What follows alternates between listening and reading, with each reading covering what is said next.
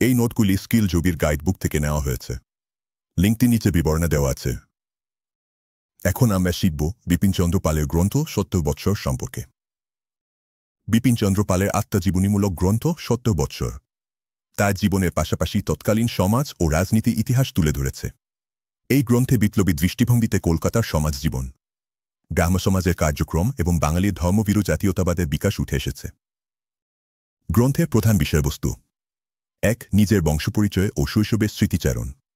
২. উচ্চশিক্ষার জন্য কলকাতায় আগমন এবং গ্রাম্য সমাজে যোগদান। ৩. স্বাধীনতা আন্দোলনে তার সক্রিয় রাজনৈতিক অংশগ্রহণ। ৪. শিবনাথ শাস্ত্রী, আনন্দমোহন বসু এবং সুরেন্দ্রনাথ বন্দ্যোপাধ্যায়ের মতো ব্যক্তিত্বের সঙ্গে তার সাহচর্য। বিপিনচন্দ্র পালের এই গ্রন্থ তৎকালীন ব্রিটিশ শাসনের বিরুদ্ধে বাঙালি সংগ্রামের প্রেক্ষাপটকে জীবন্ত করে তোলে। ৭০ বৎসর কেন গুরুত্বপূর্ণ? এই গ্রন্থ কেবল একজন ব্যক্তির জীবন কাহিনী নয়, এটি সমগ্র ভারতবর্ষের সামাজিক, ধর্মীয় এবং রাজনৈতিক পরিবর্তনের ইতিহাস।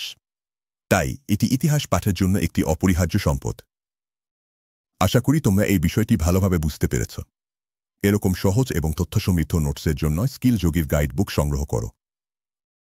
স্কিল যোগী মেম্বারশিপ নিয়ে আমাদের ওয়েবসাইটের সমস্ত কন্টেন্ট এবং হোয়াটসঅ্যাপে ডাউট ক্লিয়ারিং সাপোর্ট পেতে পারেন। আজই স্কিল যোগী ভিজিট করুন।